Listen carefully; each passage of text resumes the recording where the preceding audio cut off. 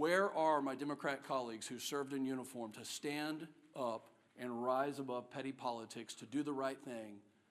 Have you not gone home to your districts to hear from your military communities, from your federal workers? Have you not listened to your local communities telling you to stop the nonsense? No. You know what? They're not there. They're in New York City campaigning for Mamdani. Maybe they've orchestrated this so that they had the time to go campaign for an outright socialist. Maybe this was orchestrated so they could go do that. Now, this isn't the party of JFK anymore. This is the party of Schumer and Mamdani, the party that bows to the radical left. I hope that everybody can see the split screen of what's happening in this country.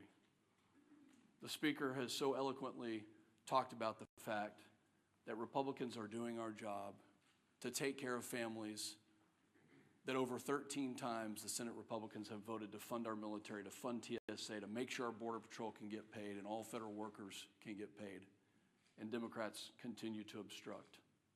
I hope you can see the dichotomy between the two sides here, and I'm calling on Democrat members, especially those who served in the military, to do the right thing.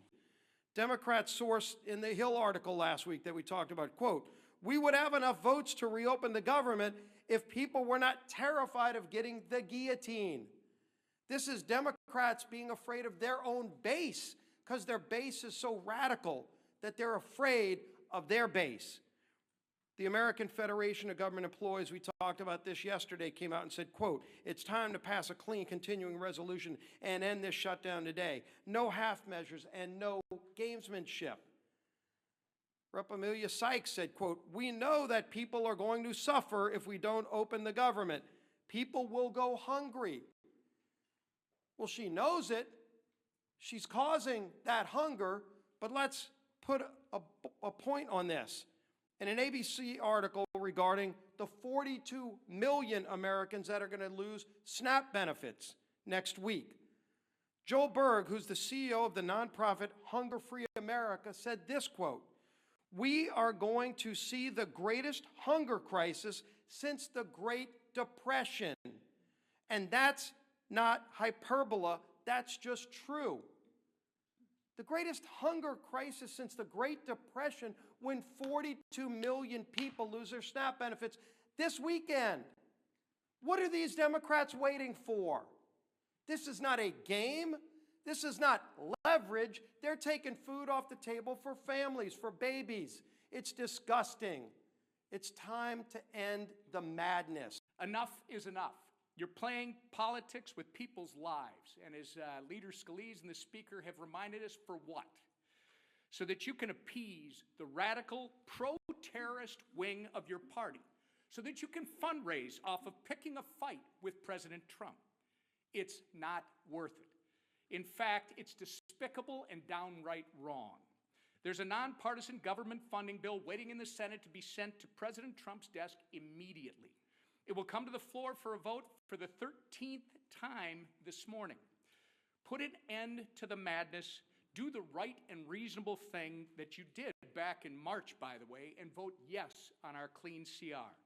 Instead of complaining about a new White House ballroom, how about you try doing your actual job and reopen the government for the people you were elected to serve?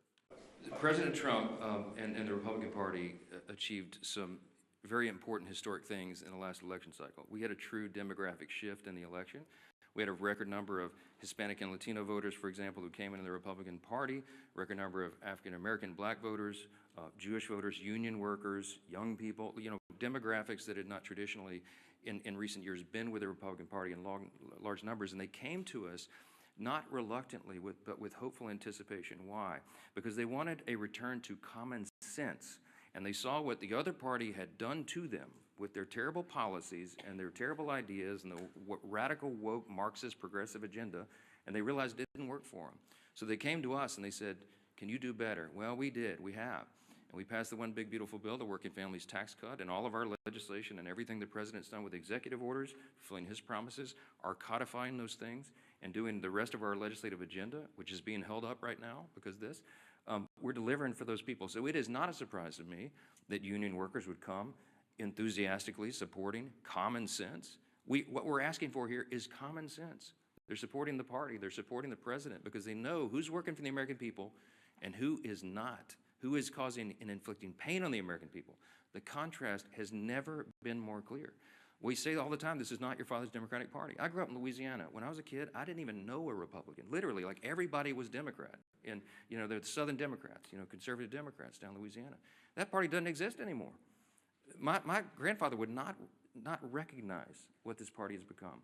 He would clearly, they'd all be Republicans because the Republicans stand on the side of common sense and working families, hardworking, middle class, lower class earners in the country. We drafted the working families tax cut to be geared for them, to help them. And we infused the legislation with all this pro-growth policies so that all boats will rise. People see that. They see the effects. Ideas have consequences, my friends. And the policies and ideas that are advanced by the Republican Party are right for America because they comport with our founding principles, and we stand on those principles to defend them. And by contrast, on the other side of the screen, they're going for communism and Marxism. Take your choice.